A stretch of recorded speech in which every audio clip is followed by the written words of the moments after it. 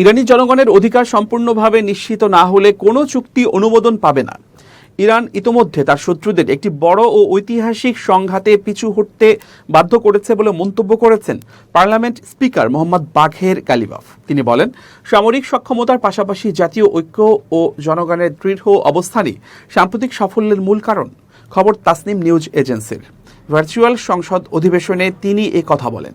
Ghalibaf বলেন, ক্ষেপণাস্ত্র ও নৌযুদ্ধের ময়দান থেকে শুরু করে দেশজুড়ে জনসমাবেশ সব ক্ষেত্রেই ইরানের নেতৃত্ব ও ব্যবস্থাপনার ইতিবাচক ফলাফল প্রতিফলিত হচ্ছে। তিনি আরও বলেন, যুদ্ধ পরবর্তী চ্যালেঞ্জ মোকাবেলায় জাতীয় ঐক্য অটুট রাখা অত্যন্ত গুরুত্বপূর্ণ।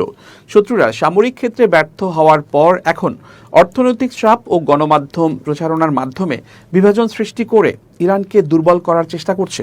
সামরিক শক্তি, জনসমর্থন, কূটনীতি এবং জনগণের সেবা, এই চারটি ক্ষেত্রকে এই সংগ্রামের অবিচ্ছেদ্য অংশ বলে জানিয়েছেন গালিবাফ। পাশাপাশি ক্ষেপণাস্ত্র সক্ষমতার মাধ্যমে অর্জিত সাফল্যকে কূটনীতির মাধ্যমে রাজনৈতিক ও আইনি অর্জনে রূপান্তর করতে হবে বলেও মন্তব্য করেন তিনি জোর দিয়ে বলেন, প্রতিপক্ষের বক্তব্য ও প্রতিশ্রুতির ওপর ইরান আস্থা রাখে না। বাস্তব ও স্পষ্ট অর্জনই তেহরানের কাছে গ্রহণযোগ্য মানদণ্ড।